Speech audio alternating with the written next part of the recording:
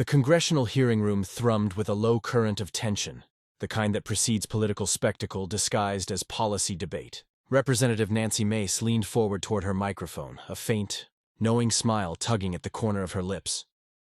The kind that said she had been waiting for this moment.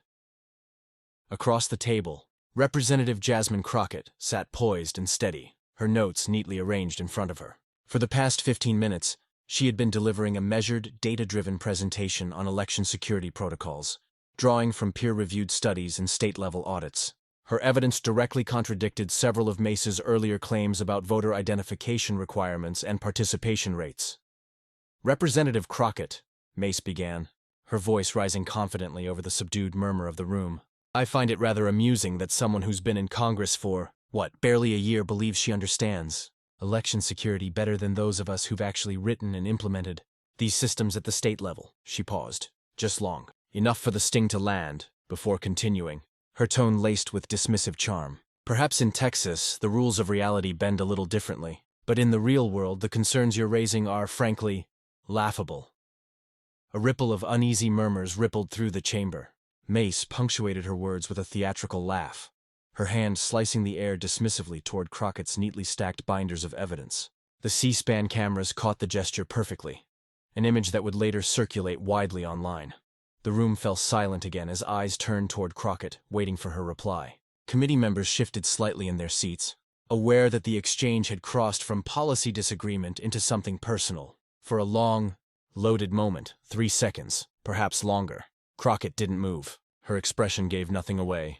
She simply studied her colleague from South Carolina, her gaze calm but unwavering. Then, with the same deliberate composure she brought to courtroom proceedings, Crockett reached for her microphone. What followed was the kind of response that causes even seasoned journalists to stop mid-keystroke.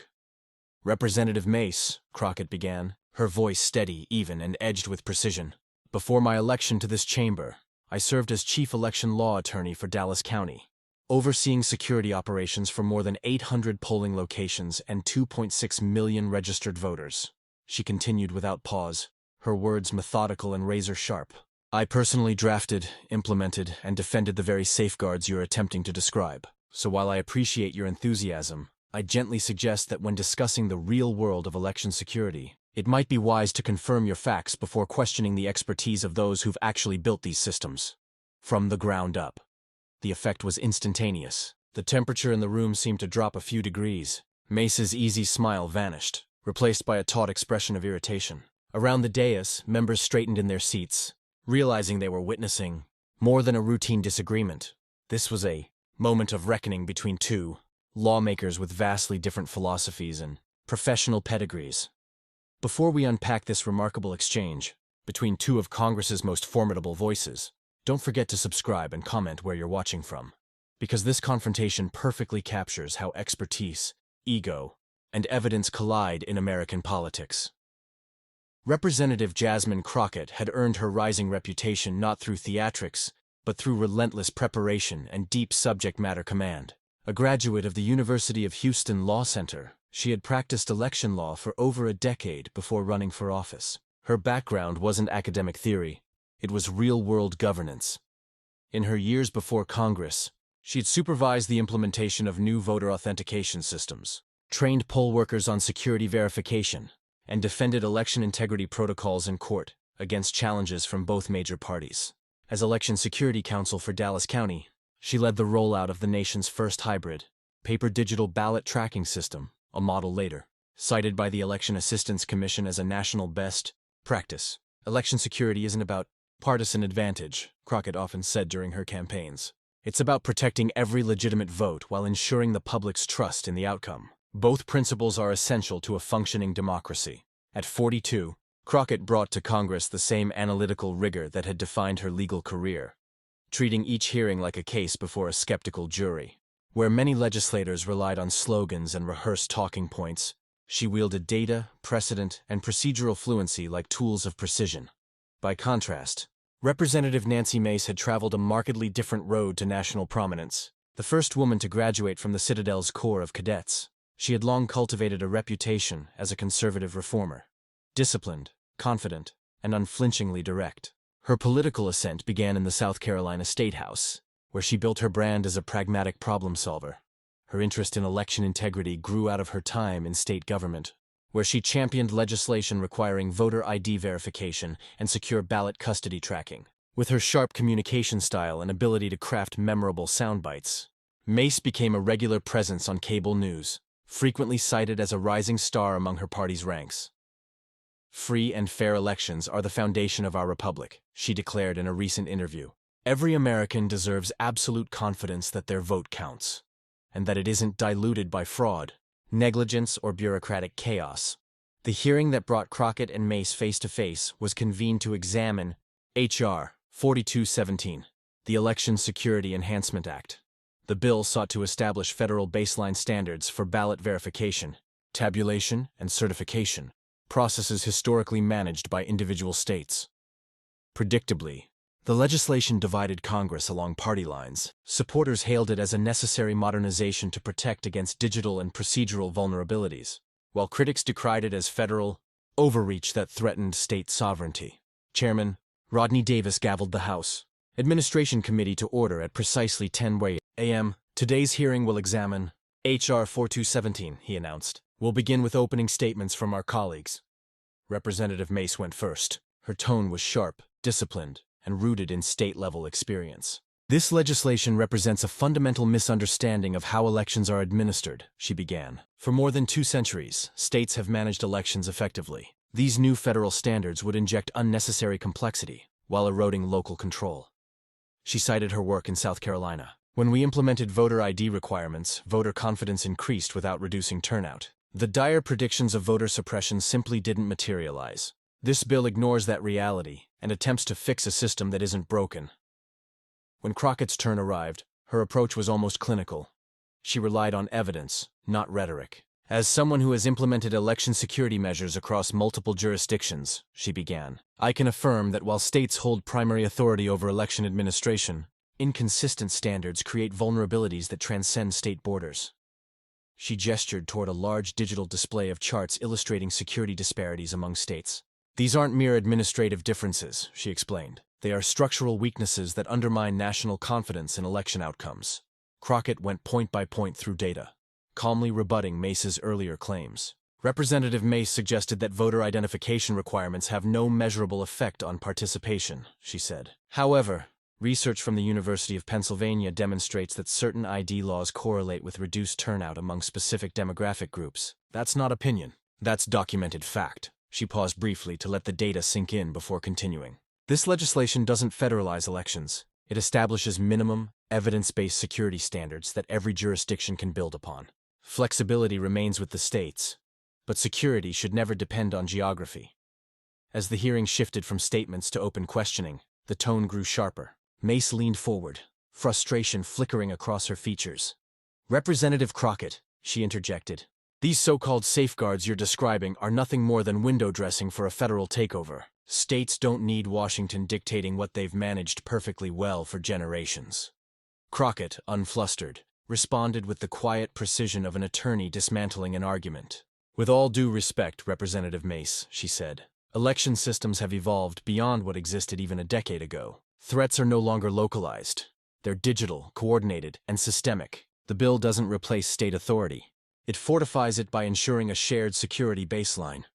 The exchange intensified as they moved into the ballot chain of custody debate, an area Mace championed as South Carolina's success story. "We've perfected this process," Mace insisted. "Our state employs bipartisan verification at every transfer point, recorded under oath and audit. That's real accountability."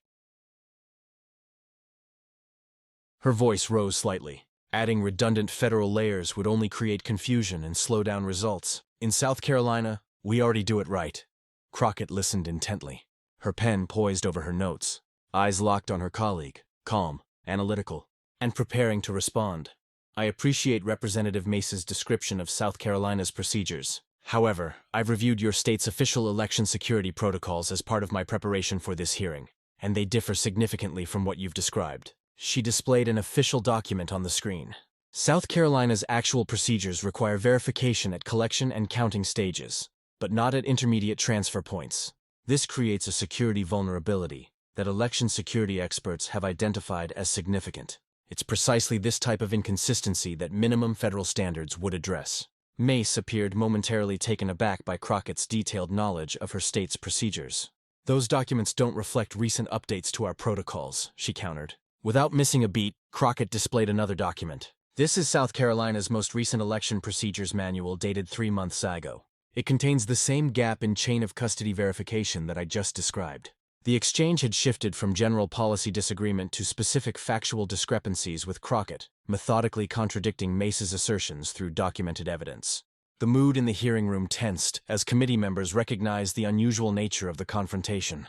Not partisan talking points, but a substantive challenge to factual claims. Mace, visibly frustrated by Crockett's command of specific details about South Carolina's election procedures, attempted to shift the discussion back to broader principles. "The larger point remains, states should determine their own election procedures without federal interference." "I agree that states should maintain primary authority," Crockett responded. "But that authority isn't absolute when election security vulnerabilities in one state can affect confidence in our entire democratic system. This legislation simply establishes minimum security standards based on documented best practices, many of which come from innovative state approaches."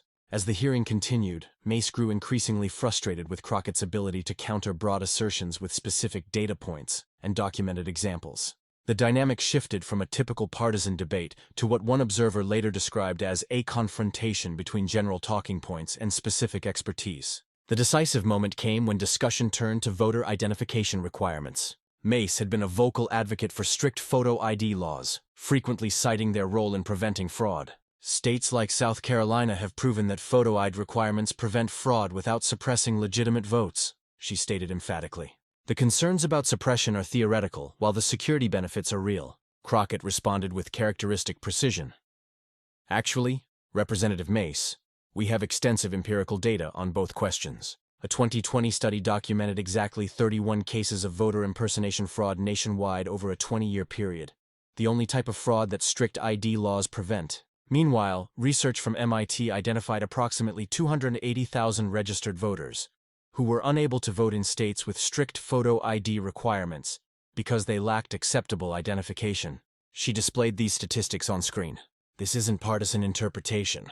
It's documented data from nonpartisan academic sources, and it demonstrates why this legislation takes a nuanced approach, requiring identity verification while allowing multiple verification methods beyond just photo ID. This methodical dismantling of Mace's central argument, backed by specific data rather than general assertions, visibly frustrated the South Carolina representative in what seasoned committee observers later described as a tactical error. Mace abandoned substantive debate in favor of questioning Crockett's expertise. "Representative Crockett," Mace said, her voice carrying throughout the chamber, "I find it entertaining that someone who's been in Congress for barely a year thinks she understands election security better than those of us who've actually implemented these systems at the state level. Perhaps in Texas they do things differently. But in the real world, these concerns you're raising are frankly laughable." She punctuated her statement with a theatrical laugh, gesturing dismissively at Crockett's documents. The personal attack, unusual in a policy hearing, created a palpable tension in the room. Several committee members exchanged uncomfortable glances, surprised by the sudden shift from substantive debate to personal dismissal. Crockett remained perfectly still for 3 seconds, her expression betraying nothing as she studied her colleague from South Carolina. When she finally spoke, her voice was measured yet precise. "Representative Mace," she began, "before entering Congress, I served as the chief election law attorney for Dallas County, overseeing security protocols for 800 polling locations and 2.6 million registered voters. I personally drafted and defended the very security measures you're attempting to describe. So, while I appreciate your enthusiasm, I'd suggest that when discussing the real world of election security, you might want to verify your facts before questioning the expertise of those who've actually built these systems from the ground up." The response, delivered without raising her voice, yet devastating in its precision, created a moment of absolute silence in the hearing room. Mace's expression froze, the dismissive smile vanishing instantly. Several committee members visibly reacted, some suppressing surprised expressions, others quickly reviewing their notes as if suddenly reassessing the dynamics of the hearing.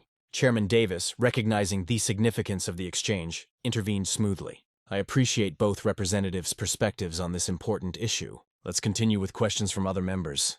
But the dynamic of the hearing had fundamentally changed. What began as a routine policy debate had transformed into a defining moment that committee staffers would later describe as the day talking points met expertise and lost. As the hearing continued, the impact of the exchange between Crockett and Mace reverberated through the committee room in subtle but unmistakable ways. Committee members who had previously directed their questions primarily to Mace now increasingly sought Crockett's perspective on technical aspects of election security. Representative Johnson, a senior committee member, posed a question that reflected this shift. Representative Crockett, given your experience implementing these systems at the county level, could you elaborate on the practical challenges of balancing security protocols with voter access? We hear a lot of theoretical arguments, but I'm interested in your on-the-ground perspective. This question focused on practical implementation rather than abstract principles played directly to Crockett's strengths. Her response demonstrated both technical expertise and real-world experience. Thank you, Representative Johnson. The practical reality is that every security measure involves trade-offs, she explained. When I implemented Dallas County's hybrid paper-digital verification system, we discovered that adding security layers initially increased processing time by approximately 12 minutes per 100 voters. This created potential for lines and voter frustration. She displayed a flowchart showing process modifications. Rather than sacrificing security or access, we redesigned the verification sequence. By parallelizing certain steps and training poll workers on optimal procedures, we reduced processing time to just 4 minutes per 100 voters while maintaining all security protocols. This detailed solutions-oriented response, focusing on practical implementation rather than partisan talking points, visibly impressed committee members from both parties. Representative Gardner, a conservative known for his skepticism of federal election legislation, followed up with a question that would have been unthinkable before the confrontation. Representative Crockett, how would you respond to concerns that these federal standards might create one-size-fits-all requirements that don't accommodate local variations in election administration? The question offered Crockett an opportunity to address one of the central criticisms of the legislation, which she handled with characteristic precision. That's a legitimate concern, Representative Gardner. Based on my experience implementing security protocols across diverse communities, I can confirm that local variations matter significantly. That's why Section 203 of this bill establishes performance standards rather than prescriptive requirements. She displayed specific text from the legislation. The bill requires adequate chain of custody verification, but allows jurisdictions to determine the specific implementation methods that work for their communities. Similarly, it requires identity verification but permits multiple verification methods beyond just photo ID. This nuanced response acknowledging legitimate concerns while explaining specific provisions designed to address them further, established Crockett's command of both the legislation and practical implementation considerations. Throughout this portion of the hearing, Mace remained uncharacteristically subdued. The South Carolina representative, normally quick with responses and follow-up questions, appeared to be recalibrating her approach following the earlier exchange. When she did speak again, her tone had noticeably shifted from dismissive to more substantively engaged. Representative Crockett, Mace began her tone now carefully neutral. You mentioned earlier that Dallas County implemented a hybrid paper-digital verification system. Could you elaborate on how that system addressed concerns about digital manipulation while maintaining efficiency? This question focused on technical details rather than broad assertions, represented a tacit acknowledgement of Crockett's expertise. The shift wasn't lost on experienced committee observers, one of whom later described it as the congressional equivalent of changing tactics mid-battle after discovering your opponent is much better armed than you anticipated. Crockett answered with the same measured expertise she had demonstrated throughout. Certainly, Representative Mace, the hybrid system addressed digital vulnerability concerns through a process we called parallel verification. Each ballot generated both a machine count and a paper record with a unique QR identifier. The two systems operated independently, but could be cross-referenced through secure air-gapped verification protocols. She displayed a security diagram on screen. This approach provided 3 key benefits. First, it created redundancy that prevented single-point manipulation. Second, it allowed rapid tabulation while maintaining paper verification. Third, it enabled efficient auditing through statistical sampling of paper records against digital tallies. As Crockett explained these technical details, committee members listened with growing attention. The conversation had transformed from partisan positioning to substantive discussion of election security best practices, precisely the type of evidence-based policymaking that congressional hearings were designed to facilitate but rarely achieved. Chairman Davis, recognizing the productive shift in the hearing's tone, extended questioning time beyond the scheduled conclusion. I believe the committee is benefiting from this detailed discussion of practical implementation considerations. As the extended session continued, an unexpected moment of consensus emerged. Representative Mace, addressing a provision regarding provisional ballot verification, offered what observers recognized as an olive branch. Representative Crockett, Section 3112 regarding provisional ballot verification procedures seems unnecessarily restrictive. Based on your experience, would a modified approach that maintained the security standard while providing greater state flexibility be feasible? This question, suggesting a potential compromise rather than wholesale opposition, represented a significant shift from Mace's earlier stance. Crockett recognized the opening and responded constructively. That's an insightful observation, Representative Mace. Section 312 could indeed be modified to focus on the security outcome rather than specific procedural steps. Perhaps language requiring multi-factor verification with documented chain of custody rather than the current specific procedural requirements would maintain security standards while providing the flexibility you're suggesting. This exchange, focused on specific improvements rather than partisan positioning, created a moment of genuine legislative progress. Chairman Davis seized the opportunity. I appreciate both representatives' constructive approach to improving this legislation. Would you be willing to work together on amendment language addressing Section 312 before full committee markup? Both representatives agreed, creating a surprising moment of collaboration that committee veterans later described as the most productive outcome possible from what began as a confrontational exchange. As the hearing concluded, the transformation was complete. What began with Mace dismissively laughing at Crockett's concerns had evolved into a substantive discussion of specific legislative provisions. With both representatives agreeing to collaborate on improvements, the committee had witnessed not just a personal confrontation, but a victory for evidence-based policymaking over partisan positioning. In her closing remarks, Crockett maintained the same measured, substance-focused approach that had defined her participation throughout. This legislation isn't perfect, and I welcome constructive suggestions for improvement. But its core purpose, establishing minimum security standards while respecting state implementation authority, addresses a genuine need in our electoral system. I look forward to working with colleagues from both parties to strengthen these provisions before final passage. As representatives gathered their materials after adjournment, several committee members approached Crockett to continue discussion of specific provisions. The difference they showed to her expertise, regardless of partisan affiliation, represented the most meaningful vindication of her approach to the hearing. For journalists covering the committee, the story had transformed from routine partisan disagreement to something far more substantive. A veteran political reporter was overheard telling a colleague that wasn't just a comeback. That was a masterclass in how expertise can transform policy debates when properly deployed. By evening, clips of the exchange between Representatives Crockett and Mace had spread widely across traditional and social media platforms. What caught viewers' attention, however, wasn't merely the personal confrontation, but the substantive contrast between general assertions and specific expertise. The Washington Post's congressional correspondent captured this distinction in an analysis titled "When Expertise Matters: The Crockett-Mace Exchange as Legislative Turning Point." The article noted that beyond the personal drama, yesterday's hearing represented something increasingly rare in congressional proceedings, a debate where specific knowledge and documented experience prevailed over talking points and partisan positioning. Political analysts across the spectrum acknowledged the significance of the exchange, though they characterized it differently. Conservative commentator Michael Steele observed, Representative Mace made a tactical error by questioning Crockett's expertise in an area where Crockett clearly had superior practical experience. The lesson here isn't ideological, but strategic. Know your opponent's background before challenging their credentials. Progressive analyst Jessica Bird offered a different perspective. What made Crockett's response so effective wasn't just her credentials, but how she deployed them.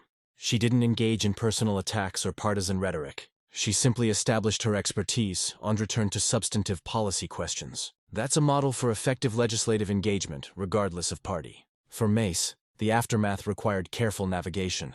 Her initial response, a tweet stating that robust debate makes legislation stronger, was widely seen as an attempt to reframe the confrontation as routine committee business. This characterization gained little traction as more people watched the full exchange and recognized its exceptional nature. 3 days after the hearing, Mace demonstrated political acumen by taking a more direct approach.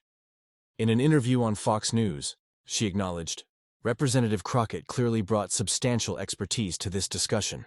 While we may disagree on federal versus state approaches, I respect her practical experience implementing these systems. That's why we're working together on amendments that maintain security standards while respecting state flexibility. This forthright acknowledgement, rather than attempted minimization, earned Mace praise for professionalism. A senior political correspondent noted in recognizing Crockett's expertise without abandoning her own position.